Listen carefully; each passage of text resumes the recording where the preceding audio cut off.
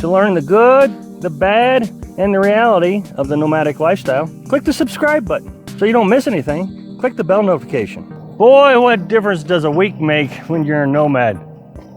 So last week we were in Utah, about 200 miles north of where we're at now.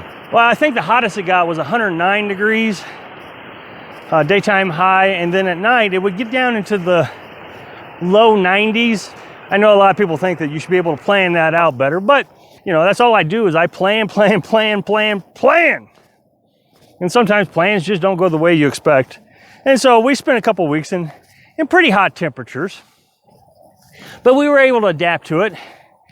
Fortunately, we were near a stream and we were able to drink all the water we wanted. We didn't have to worry about water consumption. So here we are. We've drove 200 miles south into Arizona. Now the temperatures are almost bone-chillingly cold. During the daytime highs, it's very comfortable, you know, about 70 degrees. I think 2 days ago, the high got up to 61 degrees.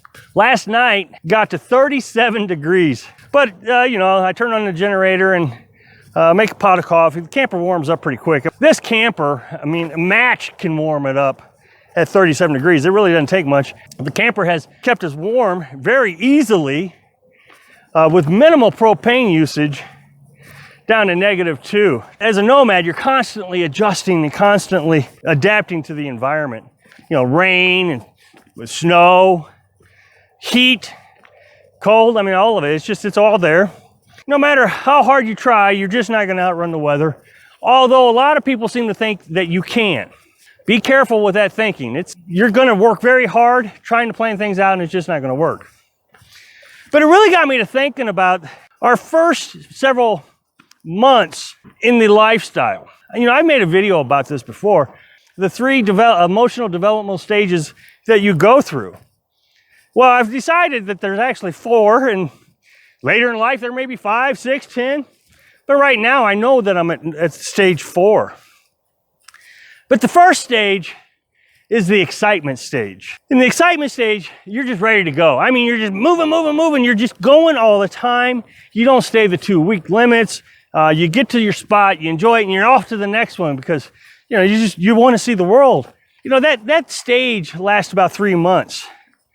And it's constant work. I mean, you're just busting your hindsight all the time trying to keep up with it. You're constantly planning. I think during our test run was kind of our excitement stage. When we actually got rid of our rental property, we kind of started falling into the second stage.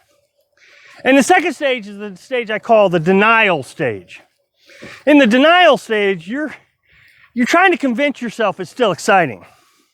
But you're definitely not moving around as much. I would tell Carolyn, okay, you know, maybe we could hang out here for a couple weeks. I mean, we're in no hurry to get anywhere. Let's just hang out. That's when you realize, man, there's some chores that you got to do. And the problem with the chores is the temperature is never the same. From one route spot to the next spot. For example, you know, it was 109 degrees over in Utah.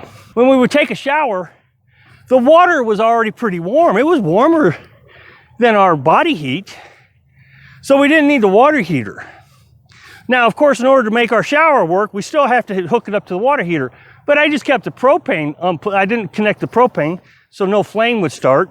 So over there, you're taking a shower in the morning time, so you're not just sweating to death as soon as you get done with your shower. But over here, you got to take your shower in the afternoon because in the morning it's 37 degrees. You know, the water heater is up full blast to keep the water warm. So when you're a guy like me and you need routines, man, this denial stage is tough. You're just denying that it's not exciting. And then the third stage. When I made this video a year ago to talk about this stage is acceptance stage. You've accepted that this is it. This is what your life is. You're always moving. You never have a place of certainty. You know, you accept that one place is going to be 109 degrees. You drive 200 miles south and it's 37 degrees. You either accept it or you get to the point where you realize, wait a minute, maybe this isn't the lifestyle for me. Maybe I can't accept it. So you're accepting it one way or another. Either you're accepting that this is it, or you're accepting that I'm going to get out of it. Well, just this week, I realized there is a fourth stage of nomadic emotional development. And that is, you're embracing it. I've embraced this lifestyle to the point that I don't want to give it up. I'm not talking about being a nomad. I'm talking about being, I guess, a minimalist. Liking the idea that I don't need a lot of stuff to survive. Liking the idea of being off grid. Liking the idea that I can live life on my terms. And this is a very important one because I just made a video yesterday. I don't know when you'll have seen it, but you'll have seen it before you got to this one. I'll put a link to that video here. And I was talking about that when we give up the nomadic lifestyle, I mean, we're going to have to, for a variety of reasons. You know, we might get old and can't do it anymore. More and more campgrounds are getting closed, and we don't want to go live in paid campgrounds.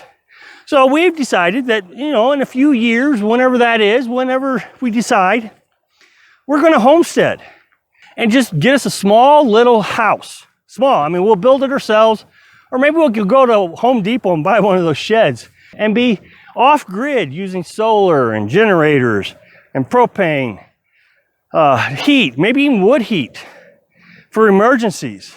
I'm actually embracing the lifestyle, whereas when I was in the denial stage, I wasn't embracing the lifestyle. I was so focused on I had to have the perfect temperature.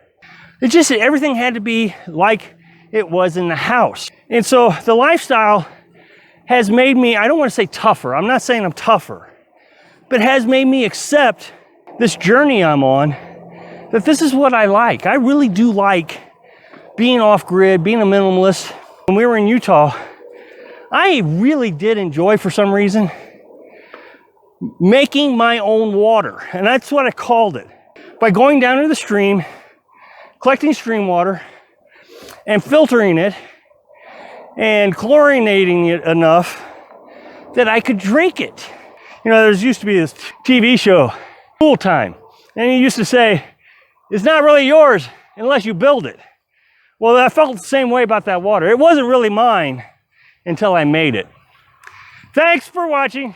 Click like if you like the video, and happy travels.